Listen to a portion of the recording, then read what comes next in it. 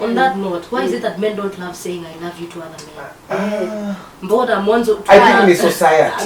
Ni society. Can't love your fellow man. Yes. Why? Tunatumia tu maneno easy words, yani bro pamoja sana. Sasa pamoja sana maanisha you love me. Ni kwa sababu sasa mbona uwezi ukamwambia una tuseme society saizi venye na okay, it's not hard. Ni kama uambie your dad I love you. Mimi wala mwambia dad I love you. Lakini sasa mimi na brother zangu kama ndugu zetu hapo like kitu nishangaza hata hapo yenyewe kama nyinyi mnaweza ni society venye sasa siku hizi imeweza kuifanya. Na unajua pia there is that community so wameanza wamejion zaidi. Hapana, imekuwa kitambo. Hata kushikana mikono, wewe unajua hakuna siku wenye wanaume washai kitambo it used to be there. Lakini siku hizi hata mwanaume hawezi shika mwenzako mkono ati mnatembea. Hebu imagine wewe na Agape, mimi na Agape tunashikana mikono tunatembea town. Mimi hata kitu nishangaza ni salamu zao.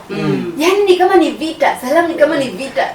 Mwanaume na mwanaume wakisalimiana. Nadhani ni vita iko hapo. But one thing ambao naweza nikasema well, mnaweza kosa kuwa mnaverbalize ukisema I love you, I love you back Agape, I love you.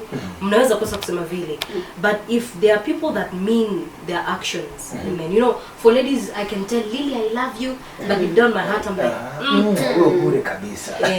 For ladies they can do that. But for men anaweza kosa kuverbalize, but akikwambia tuko pamoja bro. Tuko pamoja. God akubless. Tuonane kesho majaliwa. God akubless. They mean it. Like mean it. Time when you are very emotional, that is when they can speak it out. Wakati unataka kulia sasa. Unaona kama mtu ako deep in something yenye inamsumbua, unaweza mwambia bro, I love you. Take it easy. Hii itaisha. Mmoja tu wakati mambo ni mazito. Wakati mambo ni mazito sasa umefika mwisho. That is when those words can come. Unajua wewe ukija uambiwe I love you, how to respond kwa sababu hauwezi emotional. Ninaangalia situation gani unavyosema atasema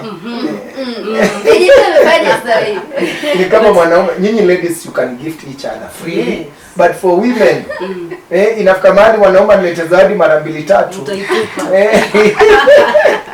But anyway, ni vizuri we verbalize, you know, saying I love you. MBCI Radio.